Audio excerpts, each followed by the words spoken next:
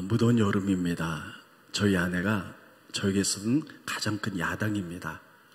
예배를 마치고 나면 목사님, 여름에는 설교 좀 짧게 하세요. 재미있게 하세요. 설교가 너무 길어요.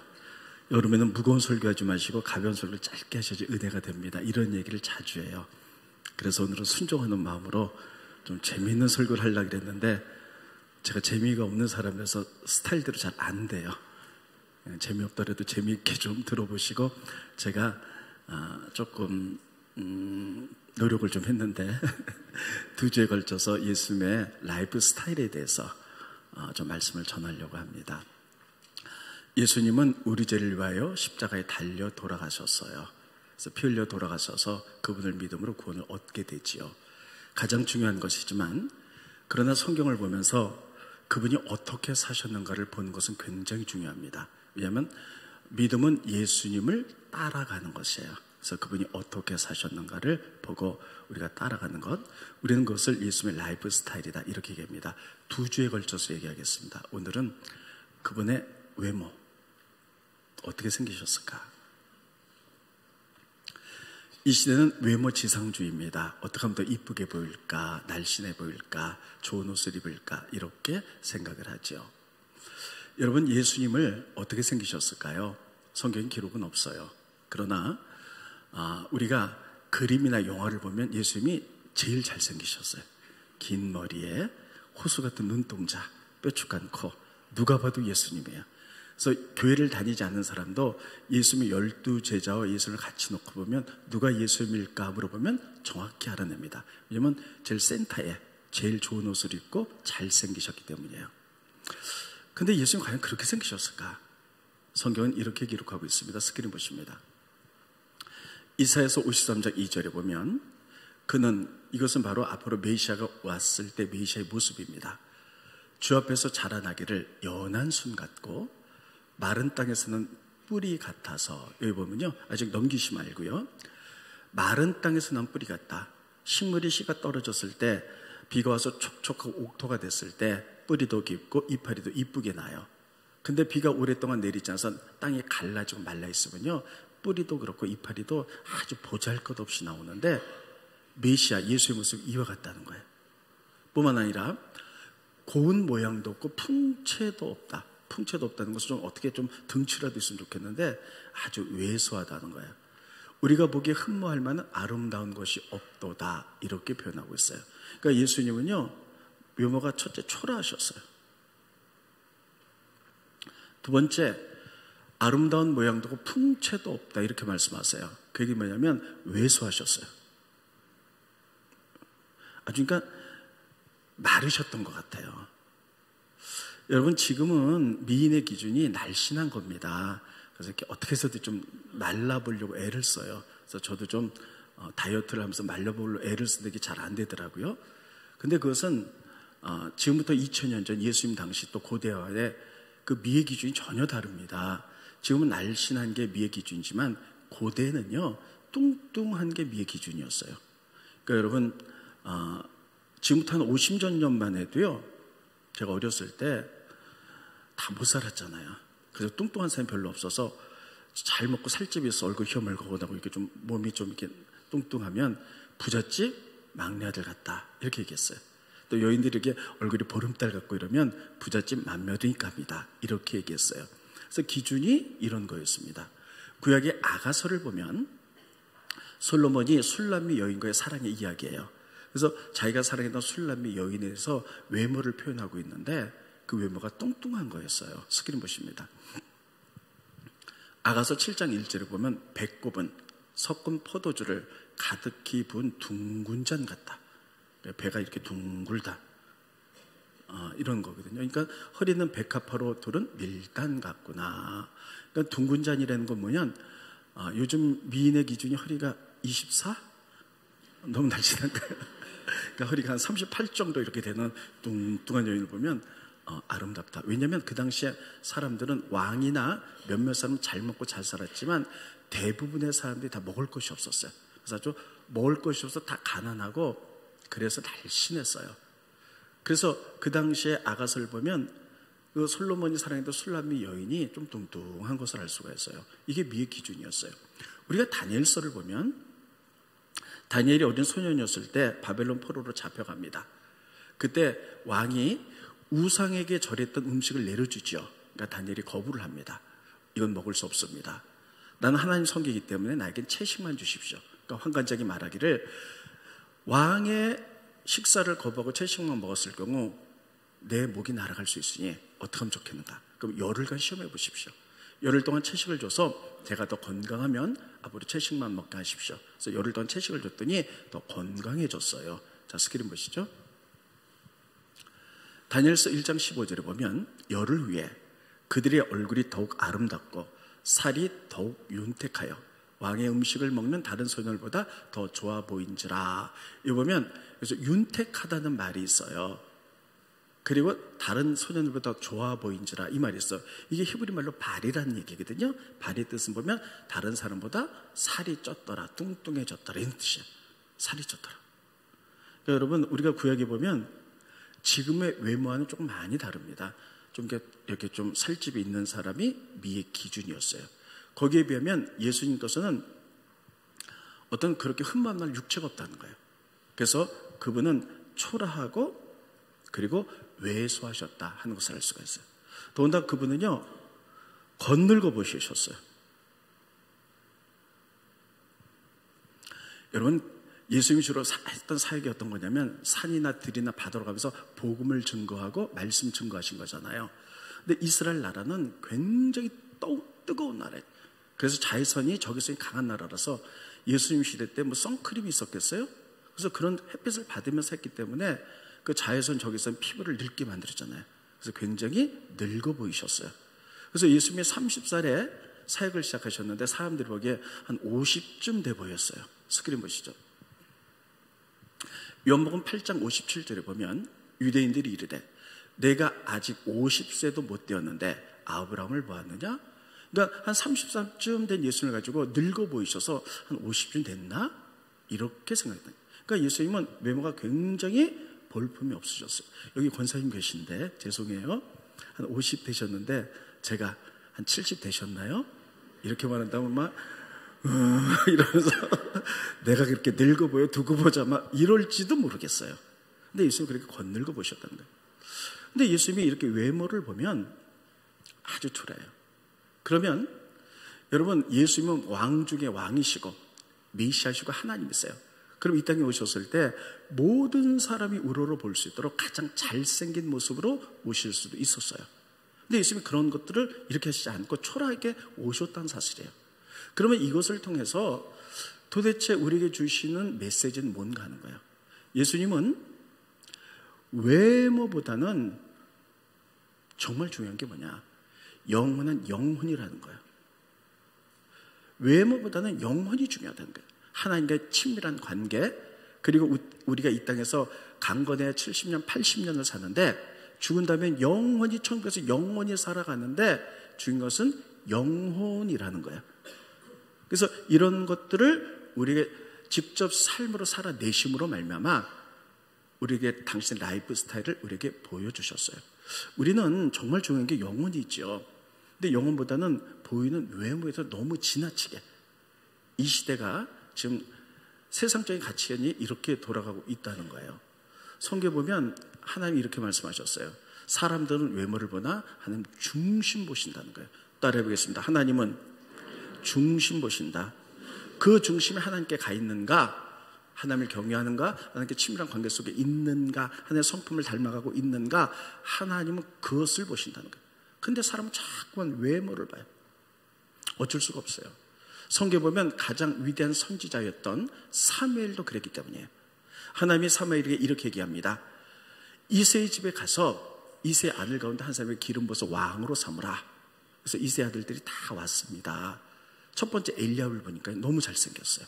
아, 키도 크고 이게 왕감이다. 그래서 기름 부으려고 했더니 하나님이 아니라는 거예요. 너는 외모를 보지만 난 중심을 보는데 아니라는 거예요. 스크린 보십니다. 사무엘상 16장 7절에 보면 여호와께서 사무엘에게 이르시되 그의 용모와 키를 보지 말라. 자, 우리 결혼한 처녀들 있으면 따라해 볼까요? 그의 용모와 키를 보지 말라. 요즘 처녀들 결혼 대상 1번이 키예요. 키 178 이상 돼야 됩니다. 막 이렇게 얘기하는데 그건 세상의 기준이고, 요매는 남자가 있으면 보려고도 안 해요. 하나님은 용모와 키를 보지 말라. 내가 이미 그를 버려놓으라. 내가 보는 것은 사람과 같지 아니하니 사람은 외모를 보거니와 나 여호와는 중심을 보느니라 하시더라. 따라하겠습니다. 사람은 외모를 보거니와 나 여호와는 중심을 보느니라. 중심을 본다, 영혼을 본다는 거예요. 그래서 예수님은 이런 라이프 스타일을 통해서 삶으로 살아내셨어요. 그리고 그분은 왕이시기 때문에 가장 아름답고 아름다운 모습으로 올 수도 있는데도 불구하고 이런 부분을 중요하게 여기시지 않으셨어요. 여러분, 우리 주변에 보면 치명적으로 예쁜 사람들이 있어요. 치명적으로 예쁘다 그러더라고요. 많은 사람이 그걸 꿈꾸고 있는데, 치명적으로 예쁜 사람들은요, 이런 성경 보면 다 끝이 안 좋았어요. 자, 그걸 볼 때 우리 교회에 치명적으로 예쁘지 않은 사람들이 많아서 아주 감사함을 드립니다. 왜냐하면요, 어떤 교인이 저한테 이렇게 얘기했더라고요. 목사님 지나가다가 어떤 영화 배우를 봤대. 근데 얼굴에서 광채가 나고 후광이 막 있더래. 우리나라에서 잘 나가는 젊은 영화 배우들이 지금 막 별로 안 좋잖아요. 제가 말하지 않아도 알죠. 뭐 송 XX 뭐 이런 다 안 좋잖아요. 왜냐하면 치명적인 아름다움을 가졌는데, 왜 그러냐면 성경도 그렇게 돼 있어요. 좀 그냥 퉁퉁하고 감자떡 같고 좀 이런 사람이 네, 보세요. 가장 조각미남 압살롬. 아주 완벽한 사람이에요. 성경 볼게요. 스크린 봅니다. 스크린. 네. 사무엘하 14장 25절에 보면 온 이스라엘 가운데서 압살롬같이 아름다움으로 크게 칭찬받는 자가 없었다는 거예요. 그는 발바닥보다 정수리까지 흠이 없었다. 머리부터 발까지 완벽해요. 너무너무 그러니까 조각미남이야. 우리에서 제일 잘생긴 사람이 누구예요? 원빈? 예, 장동건보다 훨씬 잘생겼어요. 너무너무 잘생겼어요. 근데 이렇게 잘생기다 보니까 치명적인 아름다움이죠. 잘생기다 보니까요, 사람들이 이렇게 네가 왕감이다, 네가 왕감이다. 그러니까 교만이 들어가는 거예요. 그래서 사람들이 마음을 훔쳐서 아버지를 죽이고 자기가 왕이 되려고 하죠. 그런데 그의 가장 아름다운 것은 성경에 보니까 머리로 돼 있거든요. 머릿속. 결국은 아버지께 쫓겨다니다가 말을 타고 도망가다가 가지 사이에 머리가 걸려서 그 죽음을 당하죠. 그러면 이렇게 치명적인 아름다움은 어디서부터 왔을까? 다윗, 아버지의 DNA 받은 다윗은 성경에 보면 잘생겼단 말은 없어요. 그러니까 그의 어머니 마아가요. 이 마아가는요, 성경에 보면 구슬 땅의 왕, 딸이거든요. 공주예요. 근데 성경에는 이 마아가에 대해서 별로 설명이 없는데, 우리나라도 전설 따라 삼천리가 있잖아요. 이스라엘 나라도 전설에 의하면 솔로몬이 구슬과 전쟁에서 구슬 땅을 정복했어요. 근데 그 땅에 왕의 딸 마아가가 너무너무 아름다운 거야. 누가 우리나라 제일 아름다운가? 그 사람은 더 아름다운가? 너무 아름다워서 다윗이 이 여인이 너무 아름다워서 반했다는 거예요. 전설에 그렇게 됐어요. 그래서 그 여인을 자기 아내로 맞았다는 거예요. 그래서 태어난 아들이 압살롬이니까 어머니의 DNA를 받아서 완벽한 아름다움으로 태어났던 거예요.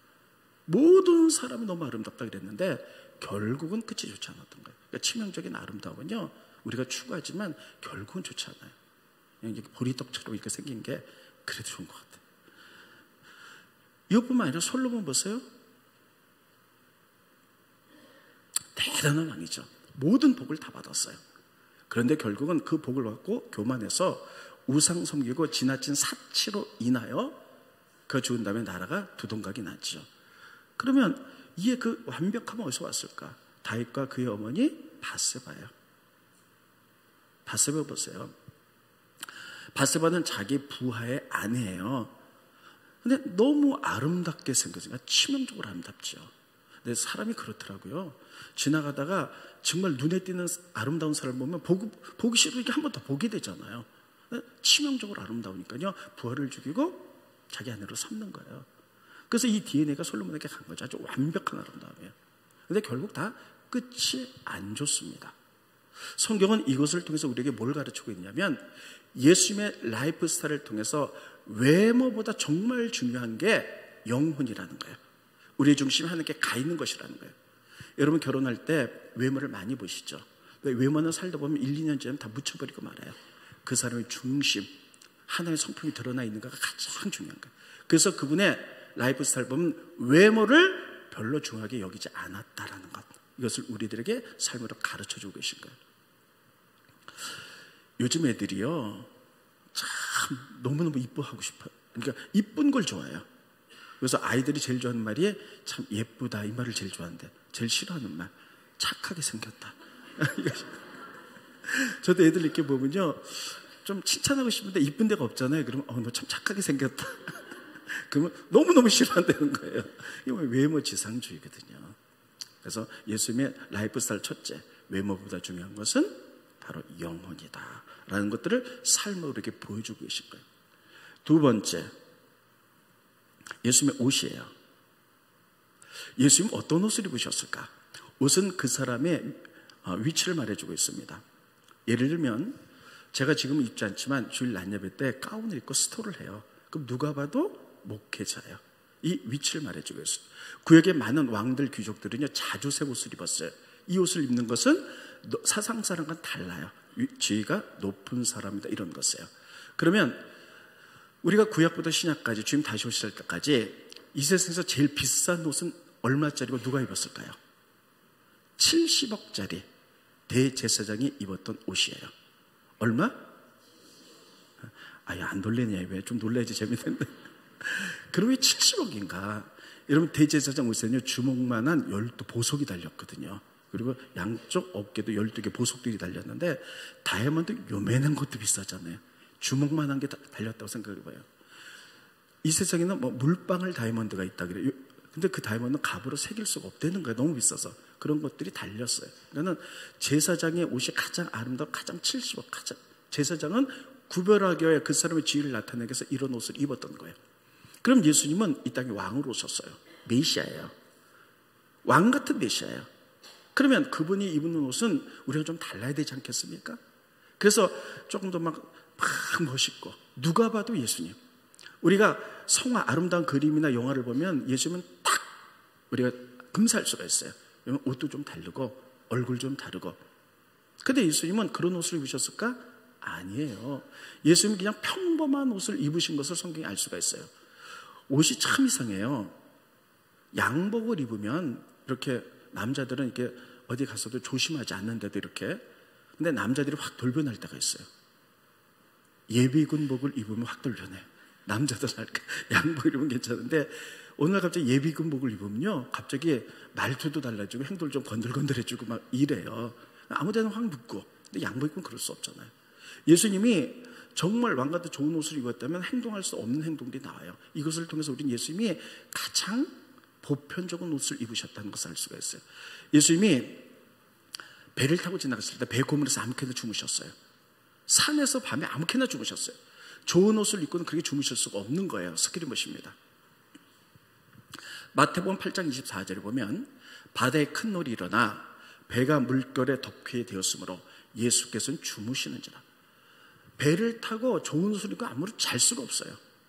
그런데 아무렇게나 배에서 주무셨다는 것은 막 아무런 옷을 입으셨다는 거예요. 또 스크린봇입니다. 넘겨주시고요. 누가복음 21장 37절에 보면 예수께서 낮에는 성전에서 가르치시고 밤에는 나가 감람원이라 하는 산에서 쉬시니, 그러니까 어디서 잤냐면 산에서 주무신 거예요. 그러니까 산에서 주무셔도 될 만큼의 이렇게 평범한 옷을 입으셨던 거예요. 그러니까 예수님은 이런 데 별로 관심이 없으셨어요. 예수님의 관심은 그 나라와 그 의였어요. 하나님의 나라를 이 땅에 세우는 것.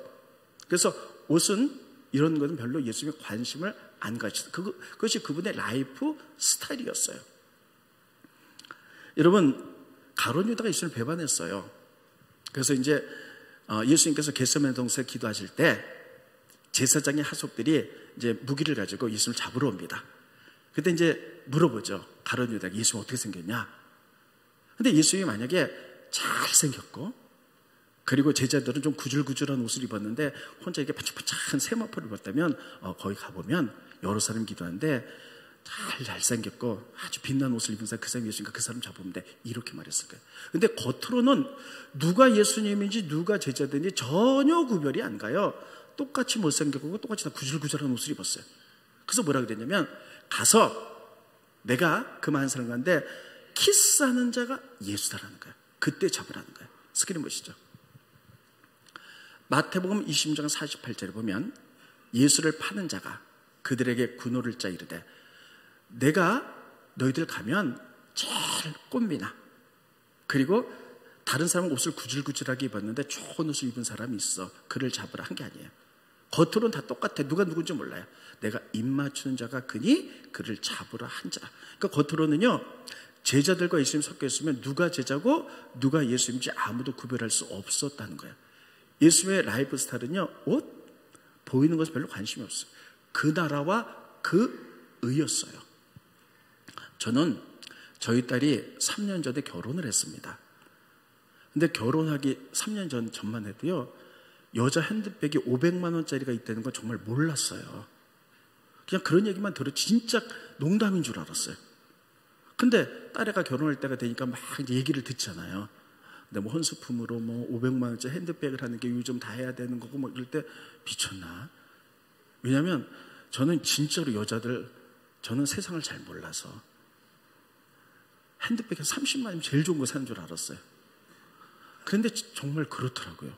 그러니까 이렇게 뭐 부잣집 시어머님들은 이런 걸 안 받으면 무시당한 것처럼 생각하고 이런 가치관이 있는 거예요. 지금부터 43년 전 얘기예요. 43년, 아주 오래됐죠. 제가 대학교 1학년 때 저희가 강남 논현동으로 이사를 갔어요. 그때 막 개발되면서 땅값 부지로 올랐던 굉장히 부자 동네로 이사를 갔어요. 그래서 잠깐 거기서 한 2년 동안에 가까운 교회를 등록해서 저희 어머니랑 저랑 다녔었어요. 근데 그게 굉장히 부자 교회예요. 근데 이제 등록하고 나니까 저희 어머니 권사님이셨는데, 이제 여자 권사에서 권사님 오셨으니까 권사회 할 테니까 오시라. 그래서 저희 어머님이 겨울인데 권사회를 가셨어요.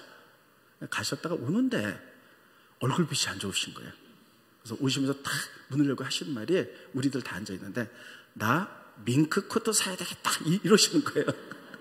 그래서 그게 무슨 말인가 했더니, 우리 어머니까지 권사님이, 여자 권사님 모두 16명이었는데 16명이 모였는데 겨울인데 저희 어머니를 빼고 15분이 다 밍크 코트를 입고 오셨다는 거예요. 그러니까 저희 어머니 이제 모지 코트를 입고 오셨는데, 우리 어머니가 그거 보면서 되게 자존심도 상하고 힘들었나 봐요. 왜냐하면 부자 동네다 보니까 지금은 밍크 코트를 여러 사람이 입을 수 있지만 지금부터 40몇 년 전에는 그 아무나 입을 수 있는 옷이 아니었거든요. 근데 그 부자 동네에 가보니까 권사회라고 가봤더니 다 밍크 코트를 입었는데 혼자 보니까 어머님이 거기서 조금 충격을 받으셨나 봐요. 그래서 오자마자 밍크 코트 사야 되겠다.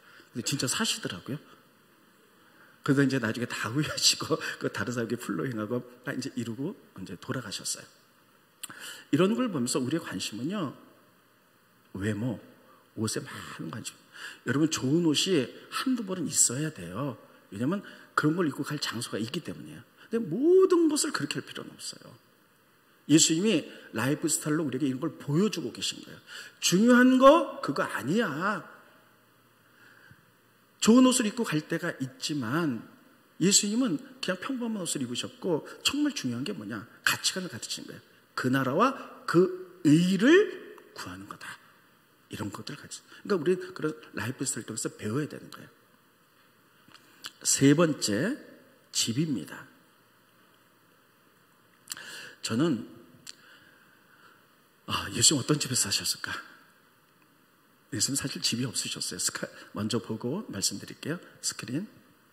마태복음 8장 20절에 보면 예수께서 이르시되, 여우도 굴이 있고 공중의 새도 거처가 있으되 인자는 머리 둘 곳이 없다 하시더라.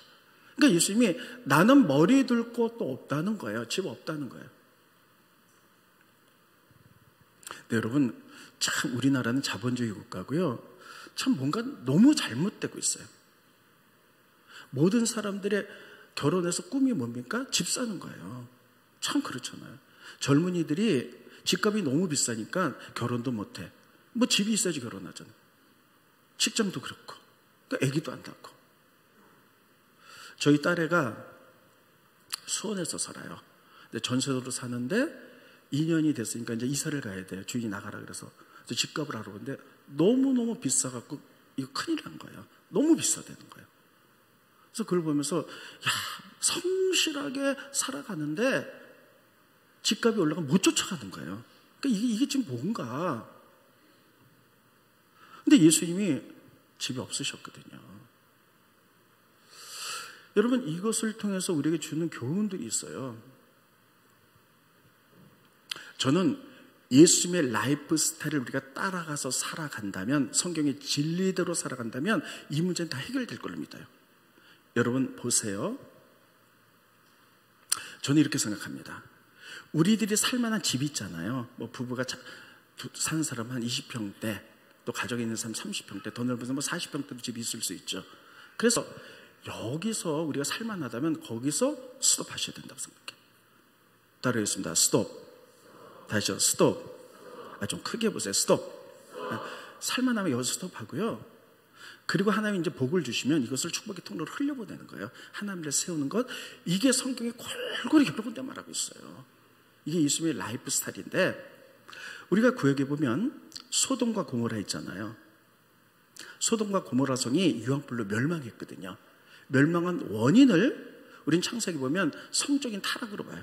그 소돔 성에 막 동성애하고 타락하기 때문에 하나님이 멸망시켰다고 우리는 흔히 생각해요. 그런데 우리가 지난주에 성경 읽기를 통해서 에스겔서를 읽었어요. 에스겔서에 보면요, 그게 아니라는 거예요. 소돔이 멸망한 이유는 하나님이 소돔 성에게 충분한 물질을 복을 주셨다는 거예요. 그래서 그들이 먹을 것이 많고 편안하며, 근데 교만을 떨었고, 자기들만 잘 먹고 잘 살았지 어떻게 하면 재산이 더 증축될 수 있을까, 이런 것만 생각했지 가난한 자를 돕지 않았다는 거예요. 그래서 하나님이 그들을 없애버렸다고 성경에 그렇게 기록하고 있어요. 숙이는 것입니다. 에스겔서 16장 49절 50절입니다.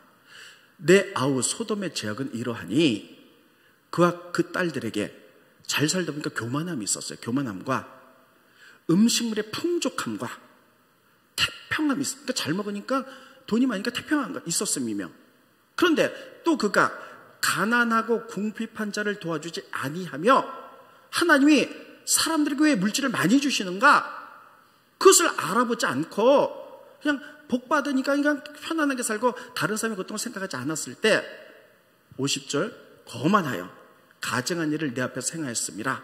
그러므로 내가 보고 곧 그들을 없이 하였느니라. 멸망의 이유가 복을 받았는데 그냥 자기만 잘 살고 더 자기의 사치와 쾌락을 위해서 살았지 가난한 자를 돌보지 않았기 때문에 하나님이 멸망시켰다는 거예요.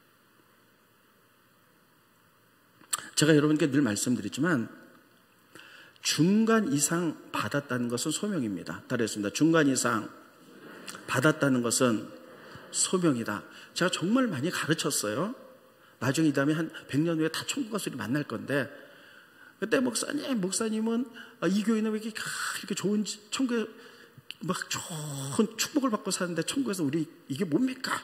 전 분명히 가르쳤어요. 여러분이 안 살았을 뿐이에요. 저 갖고 뭐라 그러지 마세요. 분명히 가르쳤어요. 지금도 가르치고 있어요. 보세요. 중간 이상 가졌다는 소명이거든요. 이 시대에 평균 우리나라 사람이 가진 게 얼마 정도 될까요? 3억? 예를 들어서 3억을 가졌다고 해요. 그럼 하나님이 어떤 사람이 10억쯤 주셨어요. 그러면 중간 이상 더 많이 가졌잖아요. 이것은 뭐냐? 야, 하나님께 복 받았어. 그러니까 내가 잘 먹고 잘 살아야지. 그동안에 우리나라는 80년, 90년, 70년대에 번영신학이 이 땅을 휩쓸었기 때문에 그렇게 살았어. 예수 믿으면 축복받아, 복받아, 복받아. 이것만 생각했어요. 맞습니다. 그러나 그 위에 성경은 전체적인 내용이 뭐냐면 축복의 통로로 살아라는 거예요. 왜 복을 주셨냐는 거예요. 그 이유를 알아라는 거예요. 그 정도 평범한 이렇게 중간 이상 더 받았다면, 우리가 살만하다면 그 다음에는 주신 이런 복들은 흘려보내 하나님의 나라를 세우고 사회적인 약자나 가난한 자를 도우며 미자립기를 돕고 이래서 하나님을 세우라고 주신 줄 믿습니다. 이거 하라고 주신 거예요. 근데 소돔과 고모라가 그렇게 안 했기 때문에 하나님이 없이 하였다, 이렇게 말하고 있는 거예요. 우리들이